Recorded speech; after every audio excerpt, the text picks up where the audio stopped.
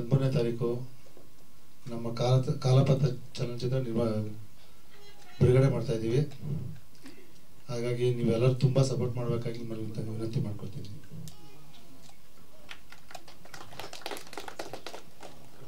ಎಲ್ಲ ಮಾಧ್ಯಮ ಸ್ನೇಹಿತರಲ್ಲಿ ನಮಸ್ಕರಿಸುತ್ತಾ, ಎಲ್ಲ ಪತ್ರಕರ್ತರು ನಮಸ್ಕರಿಸುತ್ತಾ, ಕಾಲಪತ್ರ ಸಿನಿಮಾ ನೆಕ್ಸ್ಟ್ ಮಂತ್ 13ನೇ ತಾರೀಕು ರಿಲೀಸ್ ಡೇಟ್ ಇವತ್ತು ಅನೌನ್ಸ್ ಮಾಡಿದ್ದೀವಿ. ನಿಮ್ಮ ಸಹಕಾರ ಪ್ರೋತ್ಸಾಹ ಖಂಡಿತ ನಮ್ಮ ಸಿನಿಮಾದ ಮೇಲೆ ಇರಲಿ ಅಂತ ನಿಮ್ಮಲ್ಲಿ ಮನವಿ ಮಾಡ್ಕೊತಾ ಇದ್ದೀನಿ. ಇದನ್ನ ನಮ್ಮ ಡೈರೆಕ್ಟರ್ ಸರ್ ವಿಕ್ಕಿ ಸರ್ ಮಾತಾಡ್ತಾರೆ. ಎಲ್ರಿಗೂ ನಮಸ್ಕಾರ. ಮೊದಲನೇದಾಗಿ ನಾನು ಮಾಧ್ಯಮದ ಮಿತ್ರರಿಗೆ ಒಂದು ಮಾತು ಹೇಳಕ್ಕೆ ಇಷ್ಟಪಡ್ತೀನಿ. ಪ್ರತಿ ಸಿನಿಮಾಗೂ ನೀವು ಬಂದು ಈ ಥರ ಪ್ರೋತ್ಸಾಹ ಕೊಡ್ತೀರಾ. ಸೊ ನಾನು ಮತ್ತು ನಮ್ಮ ಕನ್ನಡ ಚಿತ್ರರಂಗ ನಿಮ್ಮೆಲ್ಲರಿಗೂ ಚಿರಋಣಿ ಅಂತ ಹೇಳಕ್ಕೆ ಇಷ್ಟಪಡ್ತೀನಿ. ನಮ್ಮ ಕಾಲಪತ್ತರ್ ಸಿನಿಮಾ ಇದೇ 13ನೇ ತಾರೀಕು ರಿಲೀಸ್ ಆಗ್ತಾ ಇದೆ.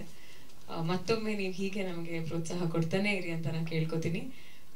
ವಿಕ್ಕಿ ಅವರು ಡೈರೆಕ್ಟ್ ಮಾಡಿದ್ದಾರೆ, ಆ್ಯಕ್ಟ್ ಕೂಡ ಮಾಡಿದ್ದಾರೆ, ತುಂಬ ಚೆನ್ನಾಗಿ ಮಾಡಿದ್ದಾರೆ. ನಂಗೆ ಈಗ ತಾನೇ ಒಂದು ಸ್ವಲ್ಪ ತೋರಿಸಿದ್ರು.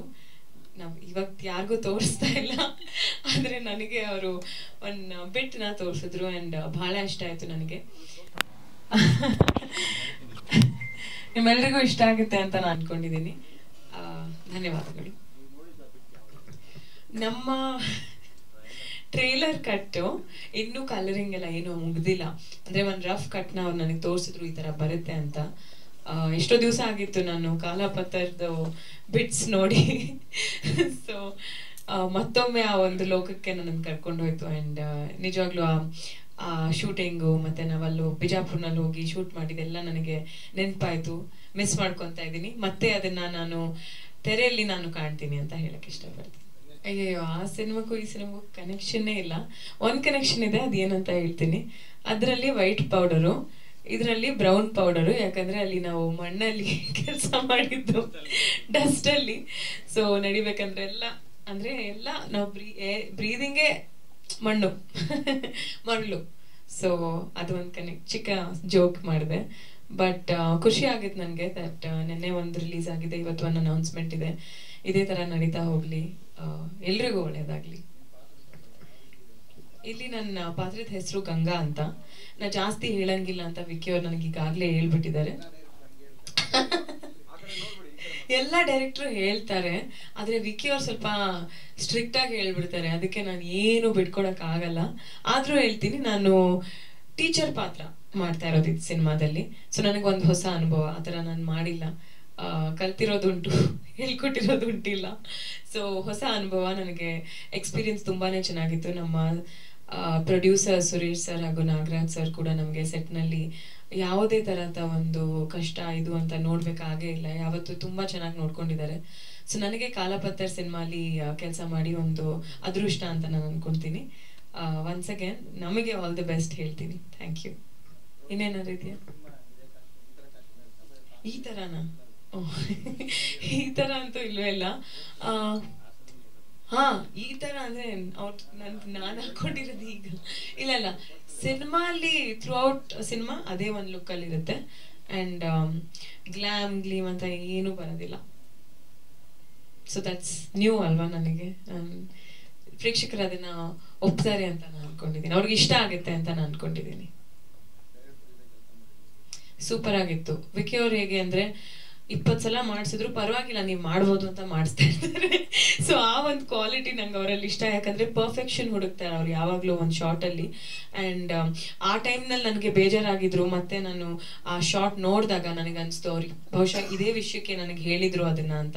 ಯಾಕಂದರೆ ನಮ್ಮ ಬೆಸ್ಟ್ ನಾವು ಮಾಡಬೇಕು ಅಂತ ಅವ್ರಿಗೆ ಆಸೆ. ಆ್ಯಂಡ್ ಕೊನೆಗೆ ನಮ್ಮ ಸಿನಿಮಾ ಗೆಲ್ಲಬೇಕು ಅಂತ ಅವ್ರಿಗೆ ಆಸೆ. ಸೊ ಅದು ನಾನು ಅವರಿಂದ ಕಲಿತೆ ಅಂತ ಹೇಳ್ಬೋದು. ಎಲ್ಲರಿಗೂ ನಮಸ್ಕಾರ. ನಾನು ಸಿನಿಮಾ ಡೈರೆಕ್ಟರ್ ಆಗಬೇಕು ಅಂತ ಸಿನಿಮಾಗೆ ಬಂದು ಸೇರಿದ್ದು 2009ರಲ್ಲಿ.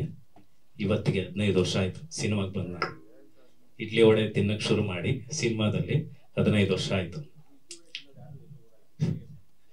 ಆಮೇಲೆ ಇನ್ನೊಂದೇನೆಂದರೆ, ಸೂರಿ ಸರ್ ನನ್ನ ಹೀರೋ ಮಾಡಿ ಫಸ್ಟ್ ಪ್ರೆಸ್ ಮೀಟ್ ಮಾಡಿದ ಜಾಗ ಇದು. ನನ್ನ ಹೀರೋ ಮಾಡಿದ ಕೆಂಡ ಸಂಪಿಗೆ ಚಿತ್ರಕ್ಕೆ ನೆಕ್ಸ್ಟ್ ಮಂತ್ಗೆ 9 ವರ್ಷ ಆಗ್ತಾ ಇದೆ. ಅದೊಂದು ಖುಷಿ ವಿಷಯ. ಅದೇ ತಿಂಗಳಲ್ಲಿ ನಾನು ಡೈರೆಕ್ಷನ್ ಮಾಡಿರೋ ಸಿನಿಮಾ ರಿಲೀಸ್ ಆಗ್ತಾ ಇದೆ. ಅದು ತುಂಬ ಖುಷಿಯಾದಂಥ ವಿಷಯ. ಇನ್ನೊಂದು ಏನಕ್ಕೆ ಪತ್ರಕರ್ತರ ಕೈಯಲ್ಲೇ ನಾನು ರಿಲೀಸ್ ಮಾಡಿಸ್ಬೇಕಂದ್ರೆ 15 ವರ್ಷದಿಂದ ನನ್ನ ಸರಿ ತಪ್ಪುಗಳನ್ನೆಲ್ಲ ನೋಡಿ ನನ್ನ ತಿದ್ದಿ ನನ್ನ ಯಾವತ್ತೂ ಯಾವ ಮೀಡಿಯಾದವರು ಇವನು ಸಿನಿಮಾ ನಟ ಇವನು ಡೈರೆಕ್ಷನ್ ಎಲ್ಲ ನನ್ನ ಫ್ರೆಂಡ್ ಥರ ನೋಡ್ತಾರೆ. ಏನು ಅಳುಕಿಲ್ದೆ ಏನಿಲ್ದೆ ಓಪನ್ ಆಗಿ ನನ್ನ ಜೊತೆ ಮಾತಾಡ್ತಾರೆ. ಆ ಬಾಂಡಿಂಗು ನಾನು ಚೆನ್ನಾಗಾಗಲಿ ಅಂತ ಹೇಳುವಂಥ ನಿಮ್ದೊಂದು ಒಳ್ಳೆ ಮನಸ್ಸಿತ್ತಲ್ಲ, ಅದಕ್ಕೆ ಎಲ್ಲರೂ ಪತ್ರಕರ್ತರ ಹತ್ರನೇ ನನ್ನ ಸಿನಿಮಾ ರಿಲೀಸ್ ಮಾಡಿಸ್ಬೇಕು ಅಂತ ಅನ್ನಿಸ್ತು. ಅದಕ್ಕೆ ಮಾಡಿಸ್ದೆ. ಎಲ್ಲರೂ ಬಂದು ಮಾಡಿಕೊಟ್ಟಿದ್ದಕ್ಕೆ ಧನ್ಯವಾದಗಳು. ಇದೇ ಸೆಪ್ಟೆಂಬರ್ 13ನೇ ತಾರೀಕು ಸಿನಿಮಾ ರಿಲೀಸ್ ಆಗ್ತಾ ಇದೆ. 13, 14, 15 ಮಂಡೇ ಈದ್ ಮಿಲಾದ್ ರಜಾ ಇದೆ. ನಮ್ ಕಂಟಿನ್ಯೂಸ್ ಒಂದು 4 days ಹಾಲಿಡೇ ಸಿಗುತ್ತೆ. ನಿಮ್ಮೆಲ್ಲರ ಸಹಕಾರ ಇದ್ರೆ ಸಿನಿಮಾ ತುಂಬಾ ಚೆನ್ನಾಗಾಗುತ್ತೆ ಅಂತ ಕೇಳ್ಕೊತಾ ಇದ್ದೀನಿ.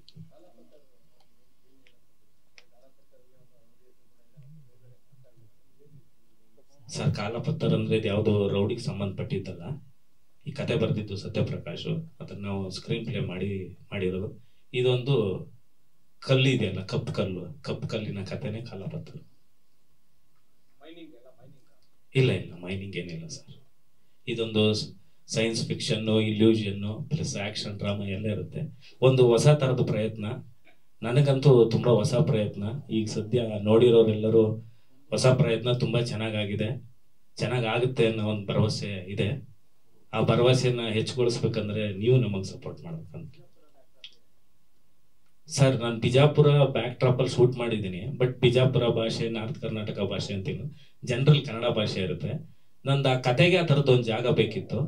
ಅದಕ್ಕೆ ಇಲ್ಲಿಂದ ಒಂದು 650 ಕಿಲೋಮೀಟರ್ ಹೋಗಿ ಆ ಜಾಗ ಹುಡ್ಕೋದಿಕ್ಕೆ ನೀವು ವಿಜುವಲ್ ನೋಡಿದ್ಮೇಲೆ ಗೊತ್ತಾಗುತ್ತೆ.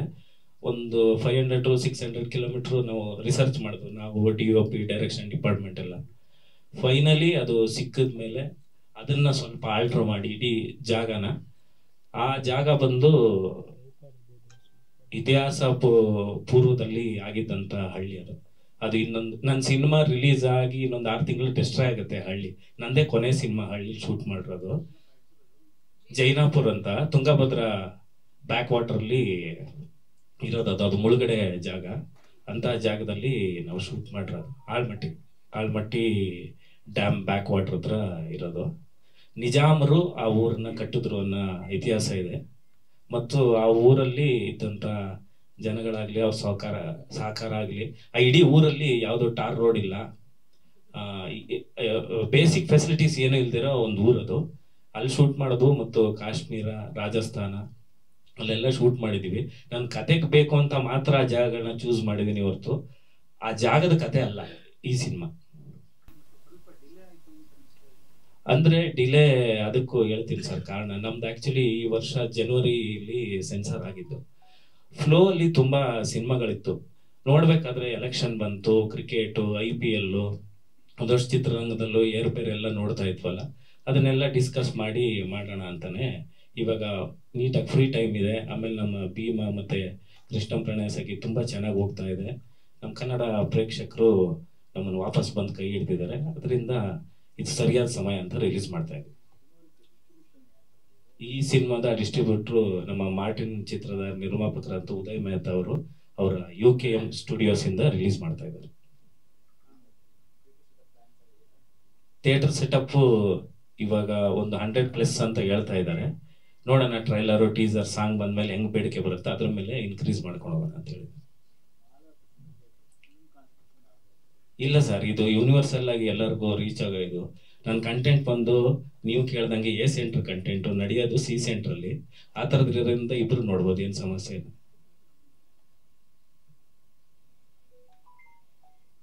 ನಮ್ಮ ಕ್ಯಾಮ್ರಾಮನ್ ಅವರು ಮಾತಾಡಲ್ವಂತೆ, ಅವ್ರು ವಿಜುವಲ್ ನೋಡಿ ನೀವು ಮಾತಾಡ್ಬೇಕು ಅಂತ ಹೇಳ್ತಾ ಇದ್ದಾರೆ.